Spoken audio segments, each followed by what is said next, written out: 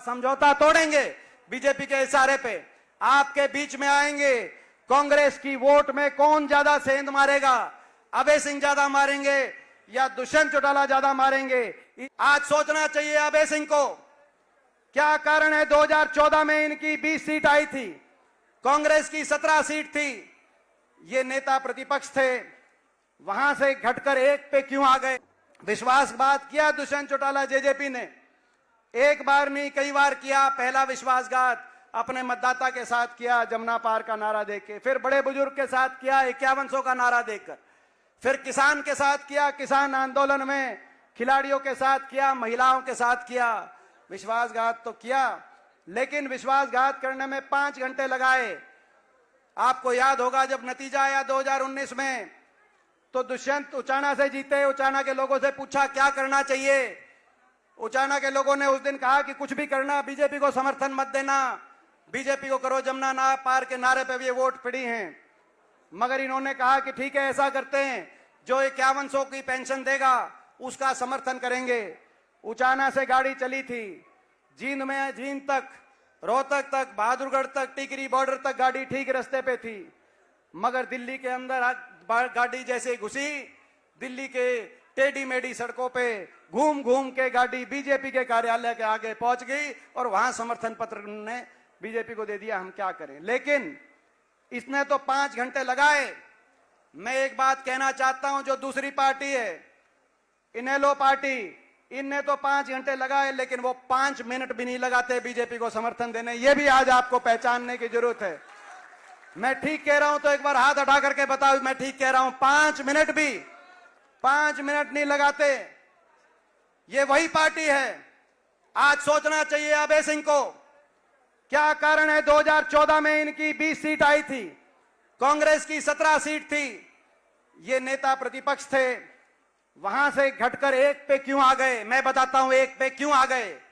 20 से घटकर 1 पे क्यों आ गए और आगे 0 पे क्यों पहुंचेंगे? मैं बताता हूं।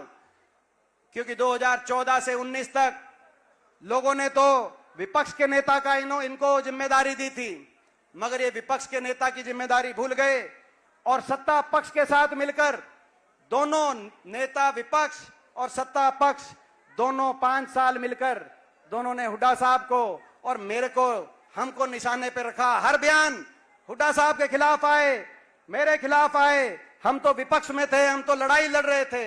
आप खट्टर सरकार के खिलाफ नेता विपक्ष थे, उनसे लड़ाई लड़ते। बयान हमारे खिलाफ, निशाने पे हमको रखा। कहीं भी मौका हुआ तो बीजेपी को वोट दी।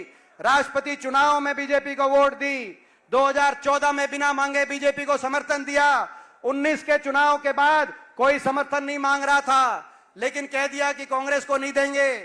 अभय सिंह का बयान आया, वो तो दुष्यंत की ज्यादा सीट थी, वो पहले दिल्ली पहुंच गए। रेस लगी थी, कौन जींद से पहले पहुंचेगा, कौन इलाहाबाद से पहले पहुंचेगा।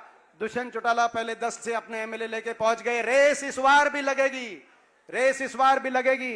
राजस्थान के चुनाव में मैं कहना चाहता हूं, आपने राजस्थान के चुनाव में देख लिया अपनी सहूलियत से कि 750 किसानों की नहीं सोची, देश की सरकार की तानाशाही की नहीं सोच की। 9 सीट पे गए, वहां पर बीजेपी का समर्थन किया कि नहीं किया, मैं आपसे पूछना चाहता हूं। राजस्थान में जाके जहां मौका मिला वहां बीजेपी का समर्थन किया। हमारे भी कुछ रिश्तेदार हो सकते हैं किसी और पार्टी में, लेकिन किसान की बात आएगी तो लड़ाई ईमानदारी से लड़नी पड़ेगी। मौका मिलता है तो ये बीजेपी का समर्थन करते हैं। मैं आपको आज ये भी एक चेतावनी देने आया हूं, इनका एक समझौता और हो गया है बीजेपी के साथ। जो जेजेपी का समझौता था वो एक और समझौता हो गया, भ्रष्टाचार का जो समझौता तोड़ने का भी समझौता हो गया है। ये मेरी बात आप एक और मेरी बात को समझ के अपने दिल में रखना। समझौता तोड़ेंगे बीजेपी के इशारे पे। आपके बीच में आएंगे। कांग्रेस की वोट में कौन ज्यादा सेंध मारेगा, अभय सिंह ज्यादा मारेंगे या दुष्यंत चौटाला ज्यादा मारेंगे, इस बात की बीजेपी के इशारे से, उनके इशारों पर इस तरह की राजनीति हरियाणा में करने का काम करेंगे। चक्रव्यूह रचा जाएगा, चक्रव्यूह रचा जाएगा। प्रदेश में परिवर्तन को रोकने के लिए चक्रव्यूह रचा जाएगा। पिछले बार तो आप भी नादान थे, हम भी नादान हैं। अब आप भी समझ चुके हो, हम भी समझ चुके हैं। इस चक्रव्यूह को तोड़ने का काम और इस तोड़ने में हमारा साथ आप दोगे कि नहीं दोगे, एक बार हाथ खड़ा करके मैं आप सबसे आशीर्वाद, आप सबसे साथ मैं इस बात के लिए मांगता हूं। मैं एक और बात देख रहा हूं अंत में, मुख्यमंत्री जी पिछले 3-4 दिन से सारा काम छोड़कर मुझे निशाने पे ले रहे हैं। अरे जेजेपी वाले, इनेलो वाले तो ले ही रहे हैं, लेकिन मुख्यमंत्री जी सारा काम छोड़कर मेरे खिलाफ बयान दे रहे हैं। मैंने कुछ नहीं बोला अभी तक, उनका बयान मैं हर रोज सुनता हूं, मैं बोला मैंने कुछ नहीं, मगर मैं पूछना चाहता हूं मेरा क्या कसूर है? मैं ईमानदारी से इनके भ्रष्टाचार के खिलाफ बोलता हूं, मेरा ये कसूर है? मैं ईमानदारी से किसान के साथ खड़ा हुआ, देश की सरकार से दिल्ली की संसद में मैंने टक्कर ली, आंख में आंख डालकर, जिस सरकार के सामने ये लोग दब जाते हैं, क्या मेरा ये कसूर है? हमारी बेटियों को जब दिल्ली की सड़कों पे घसीटा गया, हमारी खिलाड़ी बेटियों को उनके साथ दिया, क्या मेरा ये कसूर है? अगर किसी वर्ग के साथ अन्याय हुआ और उसके साथ लड़ना कसूर है तो मैं कसूरवार हूं और मैं अपनी ये लड़ाई जारी रखूंगा। मैं किसी से ना झुकूंगा, ना मैं किसी से रुकूंगा। ये मैं आज आप, और ना ही हमारी पार्टी, और ना ही कांग्रेस पार्टी किसी से झुकेगी, ना कांग्रेस पार्टी किसी से रुकेगी।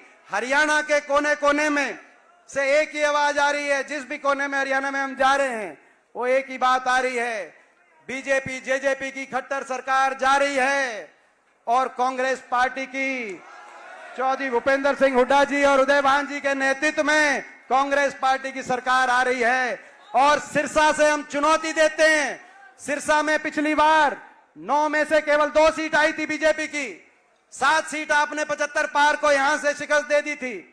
इस बार वो 2 सीट भी फतेहाबाद और रतिया की 2 सीट इसलिए आई थी, दोनों जगह विपक्ष का जो वोट था वो बटा हुआ था। आज प्रहलाद सिंह गीला खेड़ा जी भी यहीं बैठे हैं, वीरेंद्र सिवाज जी यहीं बैठे हैं और रतिया से भी सारे बैठे हैं। अब मैं इनको चुनौती देना चाहता हूं, 9 में से आपकी 2 आई थी, आप जोर लगा लेना, 9 में से 1 भी सीट सिरसा लोकसभा। और मैं धन्यवाद देता हूं अध्यक्ष जी का, चौधरी उदयभान जी का, इस रैली का मुझे आपने कन्वीनर बनाने का, संयोजक बनाने का जो काम किया, मैं आपका धन्यवाद करता हूं। और मैं ये भी कह रहा, आपने प्रभारी बनाया इस सिरसा की रैली का। अंत में मैं एक ही अपनी तरफ से मांग रखते हुए, 2 मांग अपनी तरफ से रखते हुए बात समाप्त करता हूं। पहली मांग मैं कहना चाहता हूं, आपने मुझे प्रभारी बनाया था इस रैली का, लेकिन आप मुझे सिरसा का परमानेंट प्रभारी बना दो। मैं आपका ये आपसे अपने तरफ से कि मैं आग्रह उदयभान जी से करना चाहता हूं। दूसरी मैं मांग रखना चाहता हूं, ये जो 750 किसान जो शहीद हुए थे, मैं चौधरी भूपेंद्र सिंह हुड्डा जी से ये आग्रह करना चाहता हूं, सरकार बनेगी, सही बात है, डॉक्टर केवी सिंह जी ने कहा, जैसे कंडेला के एक किसान शहीद को आपने हर परिवार में सरकारी नौकरी देने का काम किया था, इन परिवारों में भी सरकारी नौकरी सभी को आप देने का काम करेंगे। लेकिन साथ में, इसके साथ साथ हरियाणा में राष्ट्रीय किसान आंदोलन, इन 750 शहीदों की याद में और सभी किसान मजदूर जिन्होंने इस आंदोलन में योगदान दिया, उनके सम्मान में राष्ट्रीय किसान आंदोलन का एक स्मारक, किसान शहीद स्मारक हरियाणा के अंदर अपनी सरकार बनेगी तो स्मारक बनना चाहिए। ये मैं आपसे आग्रह करते हुए अपनी बात समाप्त करता हूं। जय हिंद।